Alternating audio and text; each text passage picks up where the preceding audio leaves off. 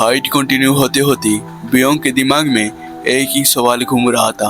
मैं कॉम्बैट में इस लड़के से बेटर हूँ, फिर ये मेरे हर स्ट्राइक को रीड कैसे कर रहा है। सेव हर अटैक नारोली ब्लॉक कर रहा था, परफेक्ट नहीं लेकिन एनफ द सर्वाइव के लिए, और यही चीज बियोंग को इरिटेट कर रही थी। फाइट के बीच बियोंग को अपना पास्ट याद आने लगा। एक छोटा सा बच्चा सड़कों पर पड़ा हुआ, भूख से थका हुआ, ऑलमोस्ट मरने वाला। तब एक मॉन्क ने उसके पास आया था। तुम्हारे आंखों में वो डार्कनेस है जो किसी बच्चे में नहीं होनी चाहिए। उस दिन के बाद बियोंग ने मार्शल आर्ट सीखी, सिर्फ सर्वाइव के लिए।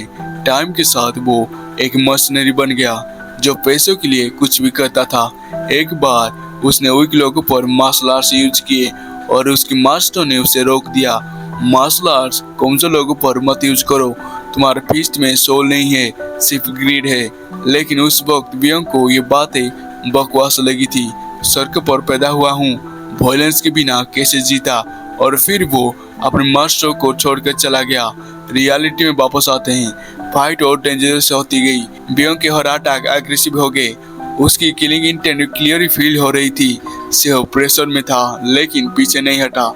उसकी बॉडी कंटिन्यूसली रिएक्ट कर रही थी। बियोंग को समझ आ गया ये लड़का सिर्फ टैलेंट से नहीं, actual life and death training से ग्रो कर रहा है।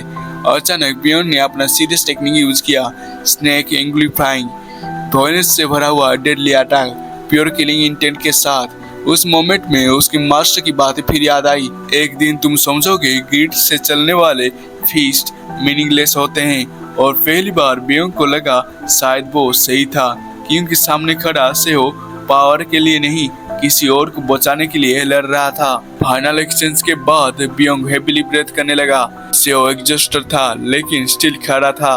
कुछ सेकंड साइलेंस रहा, फिर बियोंग हल्का सा हंसा, थैंक्स फॉर लेसन। और उस मोमेंट में फाइट सिर्फ जीत हार की नहीं, दोनों ने एक दूसरे से कुछ सीखा था। सेहो फाइट जीतने के बाद डांसिंग पॉपिट को लेकर मर्सन ग्रुप के पास पहुंच गया। सब लोग उस पॉपिट को देखकर शौक रह गए। ये सच में खुद डांस कर रहा है, क्या अजीब चीज है। कुछ लोगों को ये बस एक फैंसी टॉय लगा, लेकिन चीपियों की आंखों में तो पैसा ही पैसा दिख रहा था। इसको मार्केट में लॉन्च किया ना तो लोग पागल हो जाएंगे खरीदने के लिए। सेव भी समझ चुका था ये सिर्फ टॉय नहीं, फ्यूचर का गोल्ड माइन था। लेकिन उसने सबको इमीडिएटली रिमाइंड किया और सबसे इम्पोर्टेंट चीज प्रॉफिट नहीं है, पहले लॉर्ड सोंग का प्रॉब्लम सॉल्व करना होगा। क्योंकि लेडी जू का चैलेंज नॉर्मल रिक्वेस्ट नहीं था, वो पावरफुल लोगों को मैनिपुलेट करने का गेम खेल रही थी। और अगर उसे पता चल गया कि एनोवा मर्चेंट ग्रुप ने उसका चैलेंज क्लियर किया है तो ट्रबल और बड़ा हो सकता था।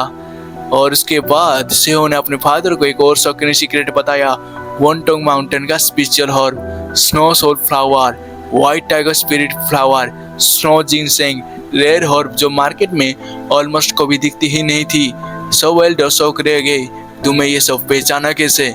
सेहो काजल झूठ बोल गया, बुक से पढ़ा था। लेकिन अंदर ही अंदर सबको लगने लगा सेहो ऑर्डिनरी जीनियस नहीं है। उसके फादर भी सीक्रेटली प्राउड फील कर रहे थे। पहले जर्नी में इतना बड़ा रिजल्ट, ये लड़का सच में डेंजरस टैलेंटेड है। मिशन खत्म होने के नेक्स्ट ही दिन सेहो फ्री ट्रेनिंग ग्राउंड में खड़ा था, बिल्कुल बिना रेस्ट लिए। मास्टर ने उसे पूछा, थके नहीं हो? सेहो हल्का सा स्माइल करके बोला, मैं एक भी दिन ट्रेनिंग स्किप नहीं कर सकता। मास्टर ने उसकी आंखों में डायरेक्ट देखने लगा, तुम स्ट्रेंथ क्यों चाहते हो? Fame, power, revenge?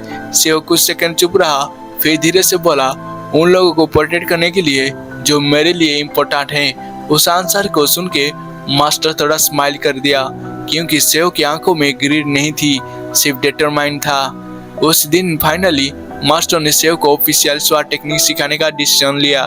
12th form snow dragon sword technique, एक स्वाट आर्ट जो कभी स्नो की तरह सॉफ्ट होती है, कभी ब्लिजर्ड की तरह हैवी और कभी स्टॉर्म की तरह डेडली। मास्टर ने एक सिंपल डेमो दिखाया, एक डमी के ऊपर, और डमी पीसेस में कट गया। सेहो शौक रह गया, ये टेक्निक इतनी इंसेन है। लेकिन उसी मोमेंट में मास्टर एक वुडन स्वाड उसकी तरफ फेंकते हैं, अब तुम ट्राई करो। सेहो बस मजाक में स्वाड मूव कॉपी करने गया था, लेकिन उसने जो काजुअली परफॉर्मेंस किया उसे उसके मास्टर लिटिल शॉक हो गए।